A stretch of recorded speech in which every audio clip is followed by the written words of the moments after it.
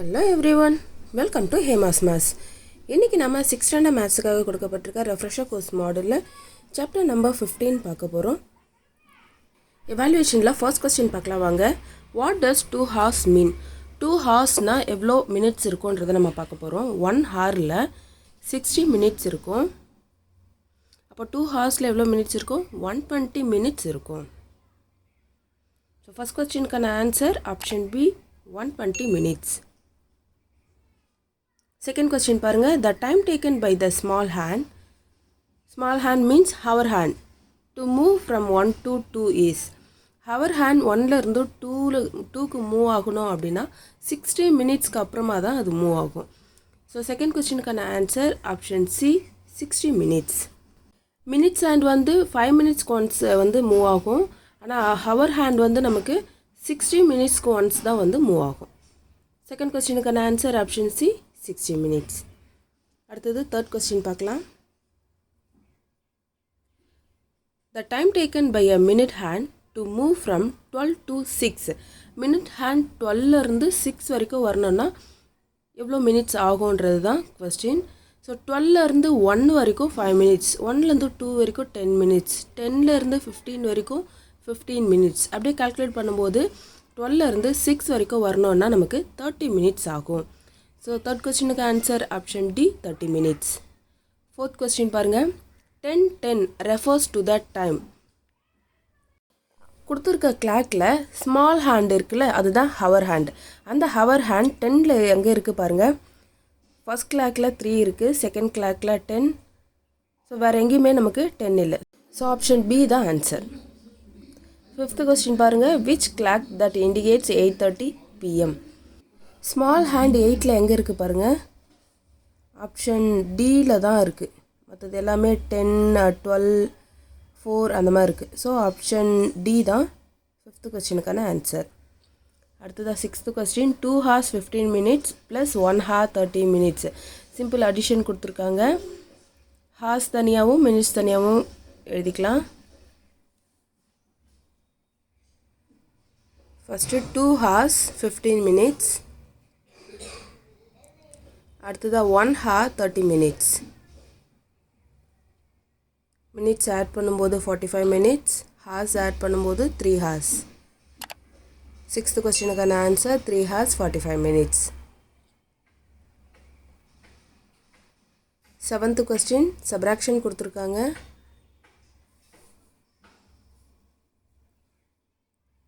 இங்கேயும் ஹார்ஸ் தனியாக மினிட்ஸ் தனியாக நம்ம எழுதிக்கலாம்.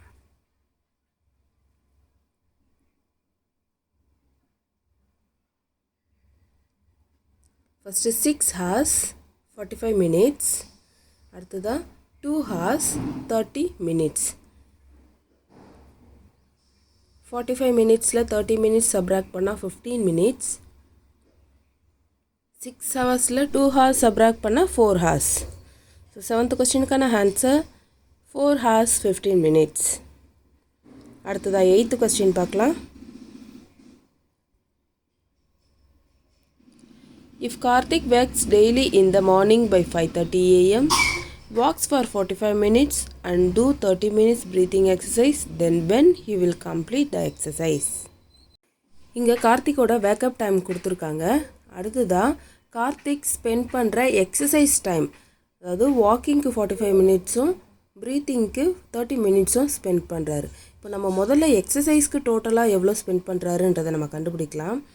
முதல்ல வாக்கிங் டைம் எவ்வளோ இருக்குது? 45 மினிட்ஸ். அதை முதல்ல நம்ம எழுதிக்கலாம். கார்த்திக்ஸ் வாக்கிங் டைம்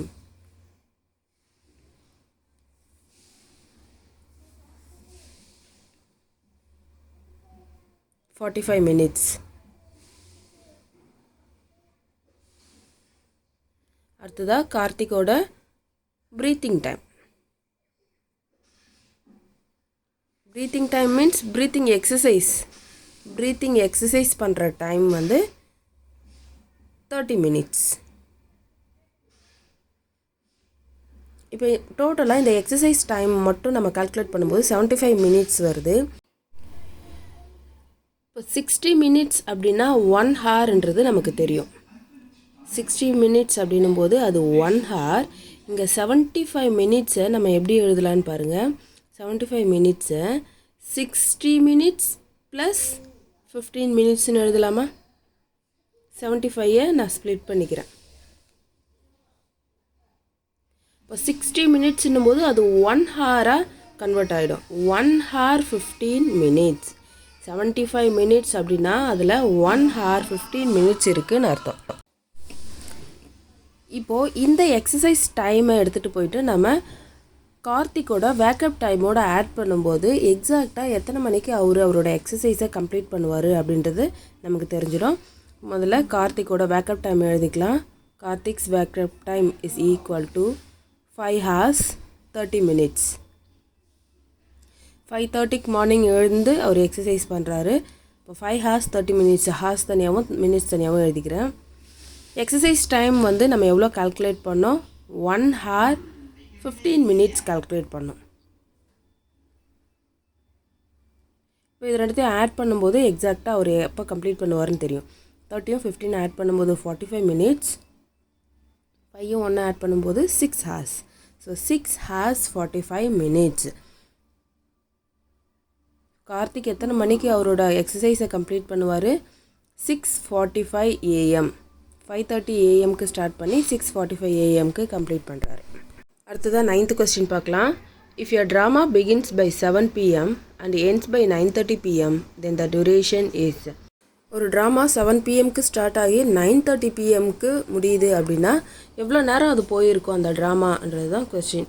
இப்போ 9:30லேருந்து நம்ம 7ஐ சப்ராக்ட் பண்ணால் நமக்கான ஆன்சர் கிடச்சிரும். இப்போ நீங்கள் அப்படியே நீங்கள் கால்குலேட் பண்ணுறதுனால 7 to 8 1 hour, 8 to 9 2 hours, அப்புறம் 9:30 அப்படின்னும் போது 2.5 hours ஆகுது அப்படின்னு எழுதிக்கலாம். இல்லை ப்ராப்பராக நம்ம சப்ராக்ட் பண்ணியும் எழுதிக்கலாம். இப்போ நான் சப்ராக்ட் பண்ணி காட்டுறேன் பாருங்கள். ட்ராமா எண்டிங் டைம் வந்து 9 hours 30 minutes.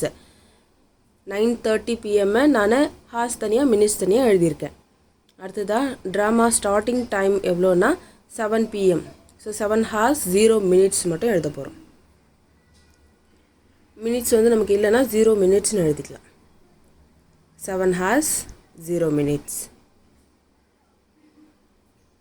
இப்போ சப்ராக்ட் பண்ணும்போது 30 minutes, 9ல் 7 சப்ராக்ட் பண்ணால் 2 hours. 2 hours 30 minutes.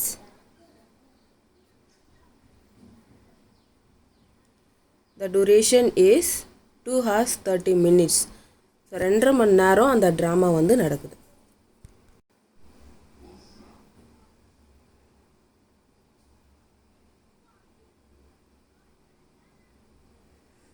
டேஷில் ஃபில் பண்ணிக்கலாம். 230 hours.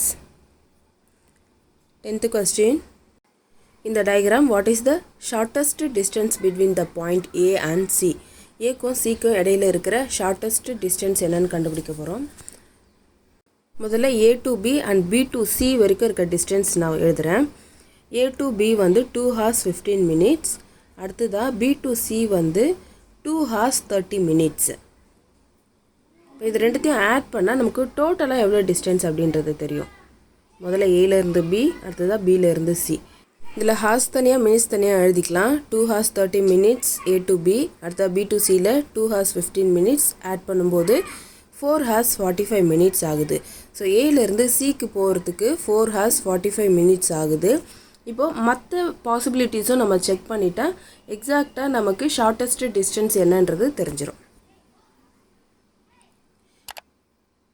இப்போ அடுத்த டிஸ்டன்ஸ் நம்ம செக் பண்ணலாம். ஏலேருந்து டி, டிலேருந்து சி, இந்த டிஸ்டன்ஸை நம்ம செக் பண்ணும்போது ஏலேருந்து டிக்கு 4 hours 20 minutes, டிலேருந்து சிக்கு 3 hours 15 minutes. இப்போ நம்ம அப்படியே கால்குலேட் பண்ணுவோம். 4 hours இங்கே 3 hours ரெண்டுத்தையுமே ஆட் பண்ணால் 7 hours ஆகிடுது. அப்போது ஆல்ரெடி நாம் கண்டுபிடிச்சது 4 hours 45 minutes, அதை விட இது அதிகமாக தான் இருக்குது. அப்போது இது வந்து ஷார்ட்டஸ்ட்டாக இருக்க முடியாது. அடுத்ததாக A to B, B to D, D to C. இந்த பாசிபிலிட்டி நம்ம செக் பண்ணும்போது ஒரு 2 hours, அடுத்ததாக ஒரு 6 hours, அடுத்ததாக ஒரு 3 hours, மூணுத்தையும் ஆட் பண்ணால் 11 hours ஆகுது. அப்போ இதுவும் வந்து ரொம்ப ஹையஸ்டான டிஸ்டன்ஸ் தான். ஸோ லாங் டிஸ்டன்ஸாக இருக்குது. இதை நம்ம எடுக்க முடியாது. அடுத்ததாக A to D, D to B, B to C, இந்த பாசிபிலிட்டி நம்ம செக் பண்ணும்போது 4, 6 to 12 hours ஆகுது. இப்போ இதுவும் லாங்கஸ்ட் டிஸ்டன்ஸாக தான் இருக்குது. அப்போ ஆல்ரெடி நம்ம கண்டுபிடிச்ச A to B, B to C இந்த டிஸ்டன்ஸ் தான் வந்து இருக்கிறதுலே shortest distance. So the shortest distance between the A and C is 4 hours 45 minutes.